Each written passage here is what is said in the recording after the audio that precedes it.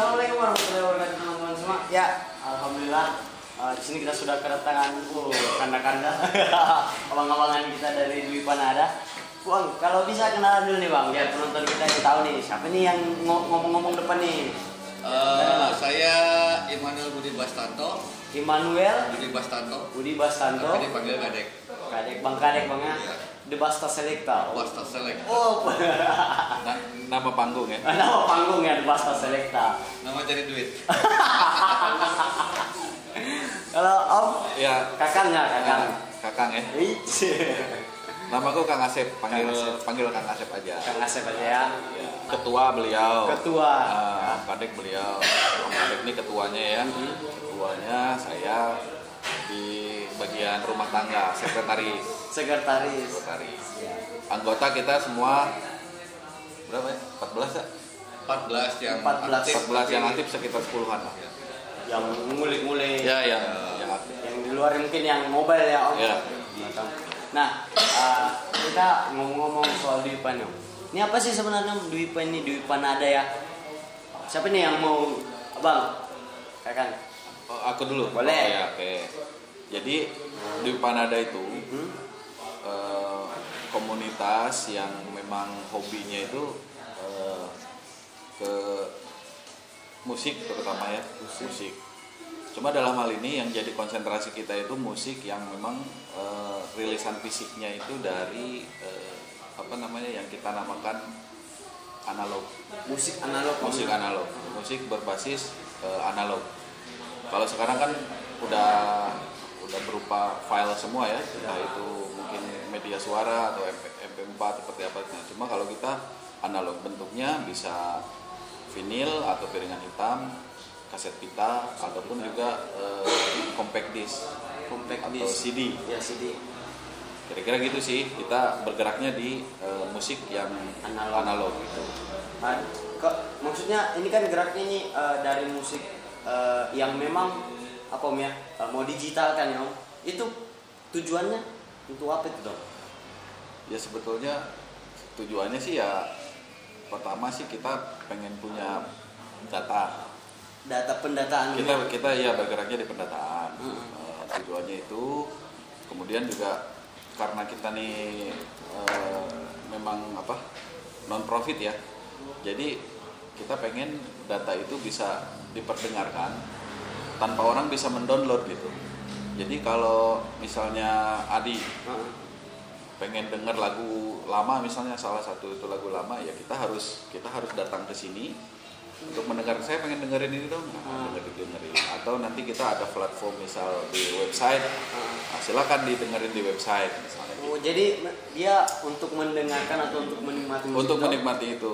Dua pilihannya, di website satu ya, atau langsung datang ke kami. Terus kita nih sekarang kerjasama sama satu yayasan namanya Irama Nusantara. Irama Nusantara itu saya sama kurang lebih sama seperti kita juga. Dia cuma lebih duluan. Mulai dari awal-awal 2000-an lah, pertengahan 2000 dia udah mulai 2006 ya. 2006 dia udah mulai melakukan pendataan nih. Tapi dulunya piringan hitam tuh.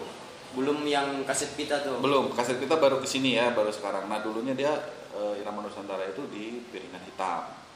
Dari awal 2006 sampai sekarang. Nah, kita bekerja sama dengan mereka. Maka kalau misal Adi mau dengerin itu beberapa musik terutama Indonesia ya, ada beberapa juga yang musik barat, tapi mereka memang musiknya musik Indonesia. Artinya oleh artis Indonesia gitu kan, oleh artis Indonesia. Itu di iramanusantara.org. Ya, linknya nanti di sini lah. Nanti linknya tulis ya di sini. Siap. Kebetulan kalau anggota Dwi Panada kita kebetulan ini ada dari berbagai macam lintas pekerjaan. Sip. Ya, latar belakang lah ya. Belakangnya macam-macam, ada yang musisi, ada juga yang tukang kayu, ada juga dia sales Piaggio. Macam-macam. Terus ada juga yang pekerjaan inilah pokoknya enak, karena basicnya sebenarnya hobi sih. Hobi ya. Ya Dwi Panada kan munculnya karena hobi dengan kita suka dengan rilisan fisik gitu dalam bentuk kaset atau piringan hitam gitu. Terus kita coba untuk bikin satu taman bermain gitu. Kita samakan visi, terus dikembangkan lagi yang tadi yang dibilang sama Kang Asep, kita mengarahnya untuk pendataan dan digitalisasi tadi seperti itu. Dari 2000 berapa itu? Maksudnya mulai terbentuknya ini WIPA? 2000 berapa? 2019 ya Kang ya? 2019. Kalau secara perorangan, Kadek itu udah berjalan dari 2018, 2019. Di Jambi ini ada yang namanya Record Store Day itu. Record Store Day. Nah biasa memang pelaku musik itu, terutama yang punya koleksi, misalnya entah itu CD, entah itu kaset, entah itu piringan hitam itu kumpul di situ. Namanya Record Store Day. Itu seluruh dunia kalau nggak salah dibikin. Tiap tanggal berapa sih, Mang? Itu di April kayaknya. April ya. Nah, setiap April tuh kita bikin tuh, termasuklah di Jambi. Nah, Kadek itu dari mulai 2018 itu juga dia memang karena hobi ya piringan hitam. Kalau Dwi Panada sendiri itu akhir 2020 baru ya akhir 2020 baru kita sepakat untuk bikinlah yang namanya Dwi Panada gitu. Bikin struktural juga ya Kang? Ya, struktural. Oke lah kita bikin yuk organisasi saya bilang gitu. Jadi kita kumpul lah biar enak, ada wadahnya kan, kumpul nggak ada perorangan. Jadi ada kerjaan yang bisa dikerjain bareng. Berarti dari 2020 ya, akhir. Kalau organisasinya ya, organisasi Dwi Panada itu dari akhir 2020 sudah mulai itu. 2021 kita mencanangkan awal Februari kalau nggak salah. Februari 2021 kita ada ART-nya. Ya, ada ART. Legalitasnya lah ya Kang ya. Legalitas. Nah, terus nih Bang, apa ya? Alasan mungkin karena mungkin suka dengan musik-musik analog, atau ada alasan spesifik nih buat WIPA? Kenapa harus membentuk WIPA? Kenapa sih nggak main-main yang lain kayak gitu? Itu kalau saya pribadi sebenarnya itu kan karena kenapa rilisan fisik itu piringan hitam khususnya gitu. Kita buat Dwi Panada tuh poinnya sih banyak permasalahan yang terjadi gitu, seperti apa ya, Indonesia ini lemah dengan data gitu ya Kang ya, khususnya musik gitu. Kita bandingin sama negara-negara yang maju gitu, mereka lengkap The Beatles gitu, dari album pertama sampai sekarang, sampai terakhir, sampai mereka bisa reissue, bisa cetak ulang lagi, mereka lengkap semua datanya gitu. Kita Indonesia itu sangat lemah di proses pendataan dan pengarsipan, salah satunya seperti itu. Karena di tempat-tempat tertentu seperti radio gitu, kita juga sulit nemuin rilisan fisik ya Kang ya. Banyak yang udah nggak ada. Jadi ya selain ya siapa lagi kalau nggak kita atau teman-teman yang peduli sama rilisan musik Indonesia gitu, khususnya untuk lebih konsen ke ini dalam hal ini gitu. Seperti itulah sih, dari kegundahan itu sih sebenarnya. Dan terus kita coba kembangkan lagi gitu, gimana caranya dari hobi bisa menjadi sebuah sesuatu yang berarti gitu ya, tadi difokusin aja gitu. Data-datanya itu ya semua supaya tahu nih, oh ternyata di tahun ini ada nih yang band-band ini pernah ngerilis. Jangan sampai orang mau maksudnya ciptain sudah pernah didengar itu, mana datanya ya kan, kayak gitu. Seperti itu. Kayak copyright itu kan. Iya, karena data itu penting gitu. Jadi kita bisa membaca catatan sejarah dari sebuah album rekaman musik itu bisa itu terjadi itu, kayak di piringan hitam salah satunya. Itu piringan hitam populer yang muncul di tahun 1960-an mungkin ya. Itu berbeda di zaman Soekarno dan pas di zaman Orba Soeharto. Kalau diperhatikan gitu, musik-musiknya juga berbeda gitu.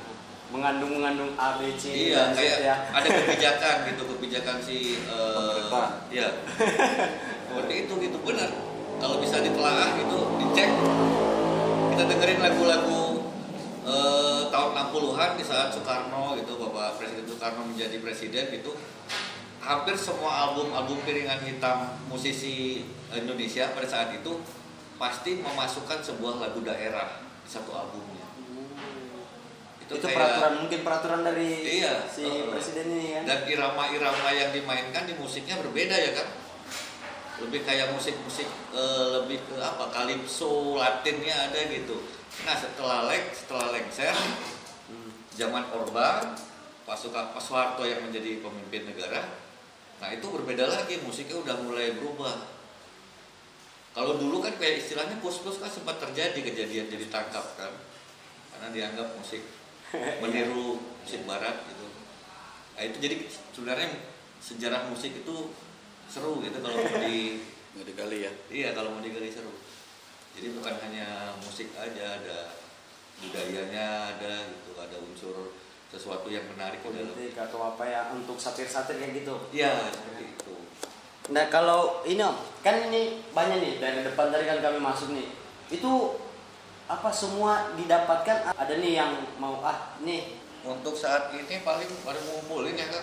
Kita belum ada sih beberapa yang datang ke sini bawa menghibahkan gitu. Menghibahkan ada menghibahkan kaset gitu. Ada temennya Kang Asep juga datang kasih kaset gitu. Untuk silakan digitalisasi. Itu ada diberikan, maksudnya ada retribusi atau gimana? Kompensasi. Kompensasi si yang bawa ini kaset nih atau ada, yang ada ya? Ada juga, ada yang memang murni ngasih gitu. Ada juga, ada yang ya paling kita kasih apa ya? Kita kasih si kopi. Oh makasih ya tukar kaset. Tapi kalau pribadi kawan-kawan nih perorangan kayak Kade, kayak Japar gitu ya. Kebanyakan mereka hunting. Oh hunting ya? Ya tetap hunting. Ada juga yang hunting yang memang untuk beli, ada juga hunting yang untuk barter gitu. Karena kadang-kadang Kadek nih misal punya piringan hitam ada 2 nih misalnya kan, judul yang sama, artis yang sama gitu. Sementara di tempat saya misalnya saya punya yang dia nggak punya, terus saya juga nggak punya nih yang punya dia tuh, udah barteran, gitu, kayak gitu. Kongsi-kongsian ya kayak gitu, ya kayak gitulah, seperti itu. Ada juga yang didapatkan secara tidak sengaja. Yang saya ceritain ke Adi soal yang cerita tuh apa caranya maksudnya selama hunting nih kan banyak nih, apa sih kendalanya? Kendalanya ini nih apa ya, jujur piringan hitam dan kaset ini kan benda yang sudah mulai dilupakan orang gitu di saat era digital seperti ini gitu. Jadi kalau bagi mereka yang beranggapan ini nggak penting, itu kadang ya repotnya gitu, benda ini udah di mana gitu, udah gitu ya, kayak nyari jarum di tumpukan jerami gitu. Waduh, tusuk-tusuk biasa tangan itu. Iya, jadi harus cari informasi dulu. Di sana katanya ada ini, coba ke sana, cek sana, nanti kita ke situ. Nanti silaturahmi dulu, ngobrol pelan-pelan dulu, dengan pendekatan dulu, baru nanti ujung, Pak ada punya rilisan ini Pak ya. Nah, seperti itulah. Berarti selain hunting itu kendalanya mungkin karena informasi yang kaset ini udah enggak apa ya, bisa dibilang enggak penting kan menurut dia, tapi dibuang ya. Ya dibuang, disimpan di gudang. Jadi ada satu cerita itu, kebetulan saya punya om di Surabaya. Itu udah mulai untuk mencari piringan hitam lagu-lagu Indonesia. Saya coba cari, tuh saya dikasih tahu di telepon sama beliau. Nih om ada nih kata dia, kaset bukan kaset, piringan hitam yang kecil kata dia. Sam Simon, judulnya Indonesia Pusaka. Indonesia Pusaka. Iya, saya kan coba fotoin om, dipoto. Ternyata memang barangnya rare. Ini termasuk barang langka. Barang langka. Dia hibahkan ke saya gitu. Akhirnya dia kirim dari Surabaya ke Jambi. Lewat paket. Dikirim. Setelah sampai di rumah, kebetulan kan di rumah saya ada workshop kayu, ada pegawai-pegawai yang kerja juga gitu. Paket itu diterima sama tukang, sama pegawai saya. Tapi pas saya tuh posisinya nggak di rumah, saya lagi di luar. Sama orang itu ditaruh di lemari. Lemari yang kayu yang mau dikirim. Iya, lemari yang mau dikirim ke orang. Aduh. Itu lemari itu punya orang ya, pesanan orang. Udah beres lemari ya, tinggal diantar. Tinggal dikirim. Terus dia kan ini apa? Udah taruh aja di laci itu, lemari itu. Jadi saya cek semua itu di resinya itu kan ada online kita trackingan. bisa. Iya, ini barang sudah sampai, cuman kok nggak nyampe di ruang tamu, di mana ini? Setelah saya cek tanya sama orang-orang di rumah, dikasih tahu, oh ada mas, saya itu paket, di mana ditaruh? Itu di lemari yang diantar kemarin. Terus langsung itu. Tolong semua libur dulu. Kita off hari ini. Hari ini kerja, stop dulu. Tolong cari ke sana jemput. Ke rumah itu lagi, ke rumah orang yang punya lemari itu kan. Sampai di situ ternyata karena mungkin paketnya kan kelihatan seperti apa ya, kecil gitu. Sama yang punya lemari itu si ibunya itu dibuang ke tong sampah. Emas tuh dibuang. Dibuang ke tong sampah. Terus ibunya tuh udah, oh saya nggak tahu, saya pikir itu kertas biasa gitu. Saya buang. Wah, terus tukang saya pulang lagi ke rumah. Pas pulang ke rumah laporan, mas udah dibuang ke tong sampah. Terus saya bilang, kamu cari tong sampah terdekat di rumah itu. Tolong cari, pokoknya sampai ketemu. Ternyata ketemu. Ketemu, terus dia pulang ke rumah, tapi dikasih satu piringan hitam lagi. Terus saya bilang, ini siapa satu piringan hitam? Ya si ibu itu yang punya lemari. Yang karyawan abang tuh? Iya, yang ngambil itu. Ini dikasih sama si ibunya. Nah, dari hal kayak gitu sekarang kaget tuh. Ada nih? Ada ini. Dia punya benda sejarah. Iya, akhirnya saya ke situ kan. Besoknya saya ke situ main, saya ngobrol-ngobrol. Akhirnya panjang cerita. Ternyata beliau juga punya, tapi peninggalan dari almarhum suaminya. Akhirnya ya tadi coba saya cek ulang, saya data. Oh, ada ini, ada Roma Irama. Terus dia ada punya Elvi Sukaisi, ada Elik Kasim. Terus saya sampai ngomong, Bu, nanti kalau kapan-kapan boleh kita pinjam untuk di data, oh silakan, boleh, nggak apa-apa. Seperti itulah. Jadi perjalanan kaset tuh bisa temukan kawan dia lagi kan? Maksudnya iya. Kaset tuh ada kawan lagi gara-gara itu. Hal-hal yang kayak gitulah kadang ya nggak bisa, ya hal-hal lucu gitu. Tapi ada juga yang beli. Ada juga yang beli. Ada. Kalau rate-nya nih, harga per kasetnya yang dibeli tuh berapa? Kalau umpamanya vinil berapa, kaset berapa? Wah, piringan hitam Indonesia lumayan ya kan? Lumayan. Indonesia ya mahal sekarang. Ya mahalnya itu karena barang ini kan barang langka gitu ya, udah nggak dicetak lagi. Kisaran 300 ada? Ada sekitar itu. Sekitaran 300 untuk satu vinil. Iya. Kalau kaset pita? Pita itu dari harga 10.000. 10.000-an. Iya, 5.000 sampai 10.000. Mereka ndak bilang lihat dari tanggal rilisnya, enggak. Maksudnya 2000 berapa nih? Tapi tergantung balik lagi dari siapa penyanyinya, siapa albumnya gitu. Itu kayak piringan hitam itu yang paling mahal yang pernah kita tahu gitu, albumnya Chrisye yang judul albumnya itu Badai Pasti Berlalu. Itu kan film, soundtrack film itu. Sama Eros Jarot, Berlian Duta Huruf. Itu di harga 17.500.000. 17 juta om? Iya. Emak. Piringan hitam Badai Pasti Berlalu itu. Dapat Vespa itu satu. Seharga Vespa. Iya. Tapi emang gitu, tapi karena memang bukan apa ya, piringan itu tuh cuma dicetak 100 kopi kalau nggak salah ya. Jadi terbatas memang. Iya, terbatas. Jadi siapa yang punya ya barang tergantung dari kondisi aja. Gitu. Kalau selama ini om, kan tadi kendalanya mungkin orang sudah lupakan lah. Selain kendala itu yang pas di restorasi apa lagi om? Apa aja Kang? Paling ya kondisi lah. Kondisi ya. Kondisi barangnya. Karena kan namanya barang lama kan nggak semuanya mulus. Iya. Nggak di kasetnya, misalnya kasetnya mulus, covernya rusak. Atau covernya mulus, kasetnya yang rusak.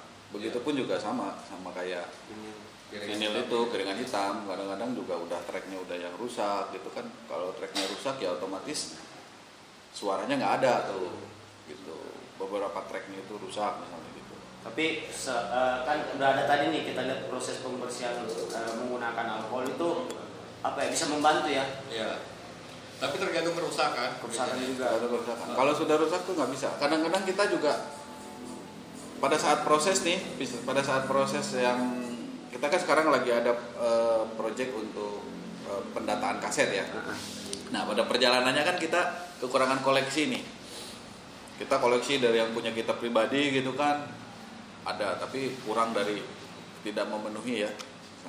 Otomatis kita kan harus beli nih. Nah, otomatis kita hunting beli. Nah begitu pas nyampe ke sini barangnya, ya itu masalahnya.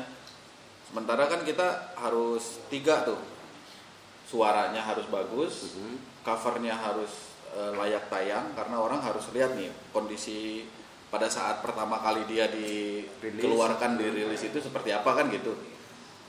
Terus yang ketiganya itu visi kasetnya, harus sesuai dengan misal record labelnya nih harus si A misalnya, ya semuanya harus A gitu record labelnya. Nah itu yang kadang-kadang kita ketemu kesulitan seperti itu. Karena datanya emang harus benar-benar harus sama. AA semua. Iya gitu. Seperti itu, jadi agak rumitnya di situ. Agak rumitnya. Karena kadang juga kita beli kaset dalam kondisi bekas itu di saat kita beli sama penjual barang sudah sampai di sini, kita kan nggak bisa ngecek satu-satu gitu. Ada permasalahan yang ternyata kasetnya beda sama cover. Ada ya kayak gitu juga. Nah, itu udah gagal itu. Beda rumah beda orang ya. Iya, itu udah gagal ya kayak gitu. Nggak bisa direkam. Iya. Terus ada juga yang kondisinya covernya sama, kasetnya sama, tiba-tiba pas di lagu terekam jadi ke-record. Kosong. Oh, kosong. Iya. Ada ya kayak gitu.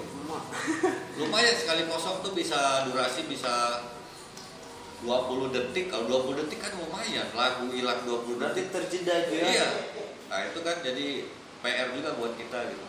Itu berarti diperbaiki pas proses mastering. Itu kalau misalnya udah 20 menit gitu, 20 detik itu agak repot itu. Udah nggak masuk bagian lagi.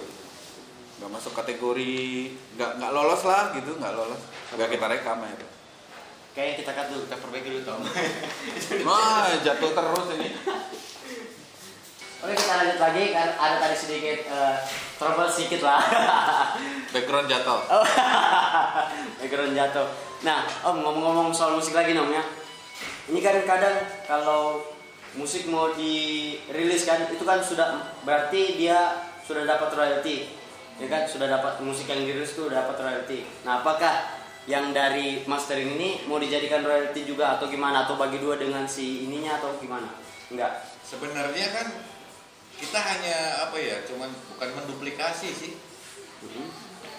Karena kita beli rilis satu sebenarnya udah bayar PPN loh. Ya kan?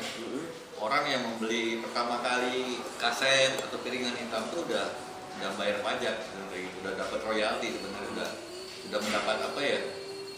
Jadi kalau yang kami lakukan sekarang ini sejauh ini nggak ada ya, nggak ada kan. Kita kan tujuannya tidak untuk memperbanyak. Tapi kan kita tujuannya itu pertama untuk pendataan pertama itu membuat arsip. Nah, kita kan nggak merekam terus dibikin lagi kasetnya kan nggak tuh. Iya. Atau kita jual lagi. Kita jual lagi kan nggak kan. Ini hanya lebih kepada edukasi nih kita nih gitu. Bagi informasi lah gitu. Sama nanti kalau ada waktu tuh yang link yang dibagi tadi di Irama Nusantara ORG itu kalau kita klik satu album kan keluar tuh setiap lagu A, B, C, D sampai misal ada 10 lagu tuh. Kita cuma bisa dengerin aja. Nggak bisa di-download. Dia nggak ada tombol downloadnya. Nah, itu. Kalau non profit itu tidak ada tombol download. Tapi kadang ada juga yang nakal Om. Nggak bisa. Pakai link A, B, C, compare, masuk ke sana, tuh download. Kalau itu dianya lah yang licik. Iya. Yang penting kita tuh di websitenya tuh nggak ada tombol download, yang ada cuma untuk mendengarkan aja. Siap. Gitu. Nah kalau seumpamanya Om, berarti kita nggak Dwi ini nggak buat musik kan berarti? Ya. Nah kalau seumpamanya abang dengar nih, ada pernah dengar musik kan? Terus alat tradisional, tapi sudah nggak ada yang rilis lagunya ini nggak ada yang rilis musik tradisional nih. Nah itu apakah ada niatan Om mau cari sampai siapa nih yang buat nih? Ya itu tadi yang saya bilang cari jerami itu apa cari jarum itu bukan jerami tadi. Seperti yang terjadi kayak kita kan nggak tahu sejarah daripada industri musik provinsi Jambi ya Kang ya.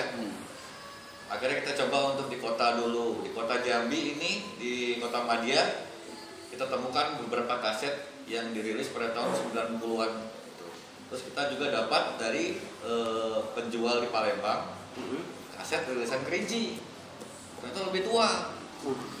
Lebih tua Kerinci? Iya, tahun 80-an. Terus ya kita coba cari informasi lagi, kembangkan lagi, coba cari lagi informasi. Ternyata benar di Kerinci itu udah ada rekod label tadi, rekod apa? Dapur rekaman lah. Jadi udah memulai duluan gitu di kabupaten malahan, bukan di kota Madia. Lebih pusat di sana perkembangan musiknya. Nah, hal yang kayak gitulah sama. Maksudnya kita coba terus, kita gali terus ini memang ada. Karena data kan kita harus cari data yang valid gitu kalau ngomongin soal industri musik, khususnya yang kota yang provinsi Jambi gitu. Syukurnya ya kita ketemu di Kerinci ada, kita ketemu pelaku sejarahnya, orang yang ikutnya, tempatnya sudah kita dokumentasikan, kita wawancara juga ada seperti kayak gini, nah cuman belum tayang nanti lah. Oh, siap. Berarti ada YouTube juga ini bang? Kita enggak. Kita Netflix.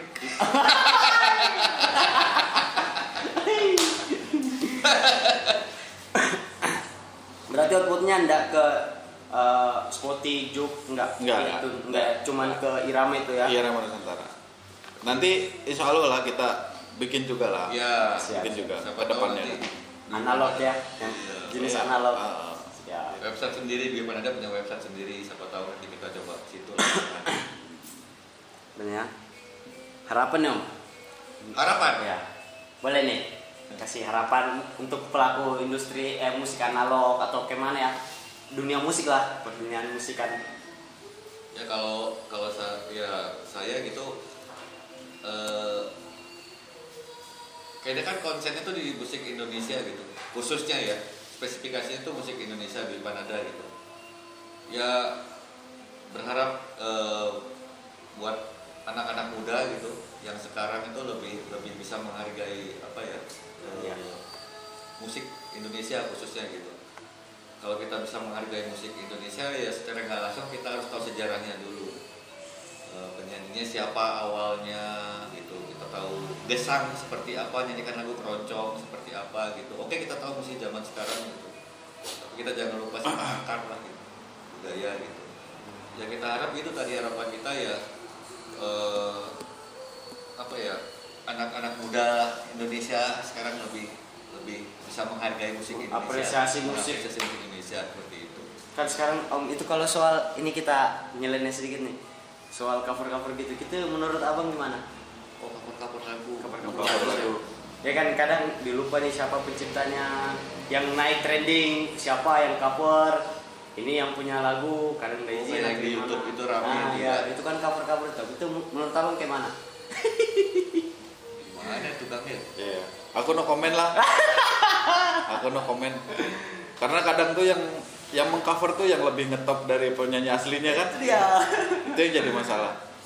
Tapi sekarang ada ini Mang, ada tren tuh kayak gini. Karena sekarang kan perkembangan nih di ini ya di internet ya. Artinya berbasis website ya. Pada saat pertama kali si artis itu tayang, nah maka itulah dia si pemegang copyrightnya gitu. Kalau sekarang ada juga yang seperti itu. Jadi siapa yang ini jadi harus menghargai pada saat oh ya memang ini nih karyanya, misal Kadek lebih duluan nih tampil di ini, dia punya karya gitu kan, dia menginginkan oh iya berarti itu memang kepunyaan Kadek. Kurang lebih sekarang tuh ada seperti itu. Jadi saya misalnya sebagai yang meng-cover itu ya dalam tanda kutip harus tahu diri. Oh iya ini memang ada apresiasi. Ada apresiasi gitu. Sekarang kan tadi kayak makanya itu kita coba menjelaskan ke anak-anak muda Indonesia atau teman-teman sekitar kita gitu bahwa sejarah musik awalnya seperti apa, penyanyi awalnya siapa, itu penting buat informasi juga kan. Ini teman-teman yang mau cover kan udah tahu, oh penyanyi aslinya si itu, dia udah tahu, oh ini lagu si Kus Plus, ini tahu lagu Gesang. Mungkin berarti yang cover tuh yang apa ya, pemanya yang cover ini kadang dia udah apa? Iya. Udah ndak mikirin yang ini, aku cover aja lah tanpa izin kayak gitu berarti. Ada sebenarnya ada nilai positif dan negatifnya sih. Ibaratnya si penyanyi udah nggak aktif lagi menyanyikan lagu tersebut, terus dibawakan oleh orang lain, secara nggak langsung karyanya ini menjadi naik lagi gitu. Tapi kan balik lagi yang dihasilkan itu dari misalnya kalau YouTube kan ya otomatis dari berapa subscriber, berapa orang yang menonton, kan menjadi hasil kan dari uang gitu. Ya itu tadi saya mau makan nasi, saya nomor. Siap. Coba yang perjalanannya orang dulu mana ada coba yang kayak gitu. Ente kan mang banyak tuh kasetnya Ya. ini. Jarang tuh yang plagiasi. Maksudnya pun kalau misal dia membawakan lagu, contoh kayak lagu barat kan ada beberapa tuh orkes keroncong. Gayanya gaya keroncong ya, lagu barat apa gitu kan. Dibawakannya tuh dengan lagu keroncong. Terus kan kalau zaman dulu itu pada saat memang si artis ini membawakan lagunya siapa misalnya senior kan berupa tribute ya. Ya tribute maksudnya memang penghargaan lah dalam rangka mengenang siapa gitu kan. Nah, bikinlah album ini gitu seperti itu. Tapi sekarang sih juga kalau di pergerakan musik industri musik juga ada yang seperti itu, memang dia pada saat bikin album satu tribute ini ya hasil penjualannya tuh misalnya kan untuk si pemilik karya misalnya seperti itu berapa persen seperti itu. Itu masih digodok juga kan di Jakarta di DPR Ya, masih sekarang tuh copyright copyright itu kan. Nah, makanya itu penting juga kalau seandainya adik punya karya gitu wajib untuk dilaporkan ya apa istilahnya apa kan kalau di apa tuh namanya tuh hak ciptanya dipatenkan yes haki ya. Jadi kelemahannya daripada orang-orang yang mengklaim lagu saya dibawain sama si ini, kalau undang-undang sama dari ranah hukumnya dia udah jelas, dia udah punya hak cipta, udah punya semacam legasi daripada lagunya itu, ciptaannya itu, ya dia lebih enak buat menuntut sesuatu gitu. Karena dia sudah kayak apalah, sudah tahu nih, nanti di depannya gini, Iya. aku antisipasi lah, daftarin. Dan yang mau menyanyikan lagu itu, mengcover lagu itu juga akan lebih berhati-hati ya, akhirnya kan. Ada undang-undang bos. Ya, gitu. Jadi apresiasi musik bang ya. Iya. Pokoknya Apresiasi karya. Apresiasi karya ya. Karya. Apapun itu. Apresiasi karya orang. Kita menghargai lah. Benar. Mereka mungkin ngebuat susah payah, ngumpulin untuk rilis, ngumpulin apa ya kawan-kawan di belakangnya nih kan. Ya. Banyak yang berjuang untuk buat rilisan album. Jadi itulah menghargai itu bang ya. Benar, menghargai itu penting banget gitu. Bukan musik aja sih sebenarnya, apapun gitu. Sekarang mau hak cipta itu sebenarnya bukan hal dalam musik aja. Sekarang ya macam-macam ya kan, kayak batik, atau gambar, atau ya berbasis karya lah pokoknya, yang hasil dari pemikiran kita itu ya memang kita lindungi kan. Nah seperti kalian nih, nah seperti ini kita bikin podcast ya, bikinlah hak ciptanya kan. Kita bikin di haki nih. Iya dihakikan itu. Iya dihakikan. Apa konsep backpacker kalian itu kan? Karena kan nggak semuanya bikin konten seperti ini backpacker. Mungkin cuma pergi-pergi gitu aja kan, dalam rangka entah mungkin dia punya masalah di rumah, saya mau pergi keluar gitu kan, lihat Indonesia bagian lain kan. Nah sementara kalian selain itu juga kalian jalanin, bikin juga konten seperti ini. Ya mungkin di Jambi misal ini kita ketemu di Panada, di Kerinci mungkin nanti yang lain lagi ya kan. Jadi macam-macam gitu. Hakikan aja. Kita ketemu orang-orang gila. Gila babi. Oh siap bos. Nah itu juga nanti mau aku hakikan lah. Gila babi itu. crazy pig tuh. Crazy pig. Oke lah om, mungkin kita closing nih di sini. Oke, closing. Boleh? Ada lagi yang mau ditambah? Enggak, cukup. Oke. Pokoknya sukses buat kalian berdua. Amin, terima kasih banyak. Semoga sampai tujuan, pulang ke Kendari, Pulang pergi, ya. sehat, semuanya aman, pulang banyak cerita, pengalaman. Amin. Di Panada juga om, terima kasih banyak om kawan-kawan di sini. Lin, sorot tuh di belakang di situ. Bukan cuma bertiga nih di sini, di belakang rame tuh. Oh. Oke. Oke. Bos. Itulah dia perjumpaan kami bersama abang-abang Dwi Panada senur-senur musik. Oh. Ini pelaku kami. Pelaku ya. Ya. Oke, melaporkan kami dari Dwi Panada, Jambi. Jalan apa sih ini, Bang? Jalan Profesor M. Yamin. Profesor nomor 1. Yamin, nomor 1. Ya. Nah, kalau kawan-kawan mau main ke Jambi, jangan lupa singgah Dwi Panada. Orangnya gila-gila, serius. Wassalamualaikum warahmatullahi wabarakatuh.